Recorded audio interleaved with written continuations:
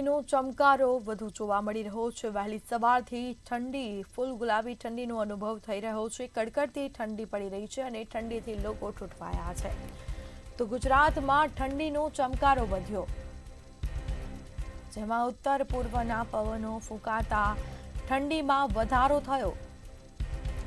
સૌથી નીચું તાપમાન ગાંધીનગરમાં 13.8 ડિગ્રી નોંધાયું, જેમાં અમદાવાદમાં 15.2 ડિગ્રી અને વડોદરામાં 15.2 ડિગ્રી તાપમાન નોંધાયું છે।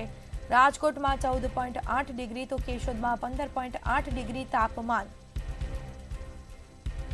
આ સાથે મહુવામાં પણ 14.5 ડિગ્રી અને ડીસામાં 16.1 ડિગ્રી તાપમાન। પોરબંદરમાં 16.3 ડિગ્રી તો સુરેન્દ્રનગરમાં 16.5 ડિગ્રી તાપમાન નોંધાયું। ભુજમાં 17.8 ડિગ્રી તો કંડલામાં 18 ડિગ્રી તાપમાન નોંધાયું છે। તો અમદાવાદમાં 15.2 ડિગ્રી, વડોદરામાં 15.2 ડિગ્રી તાપમાન નોંધાયું છે। રાજકોટમાં 14.8 ડિગ્રી, કેશોદમાં 15.8 ડિગ્રી તાપમાન। તો વહેલી સવારે ફૂલ ગુલાબી ઠંડીનો અહેસાસ થઈ રહ્યો છે। લોકો ઠંડીમાં ઠૂંઠવાયા છે અને ઠંડા પવનો પણ ફૂંકાઈ રહ્યા છે। તો ગુજરાતમાં ઠંડીનો ચમકારો વધ્યો।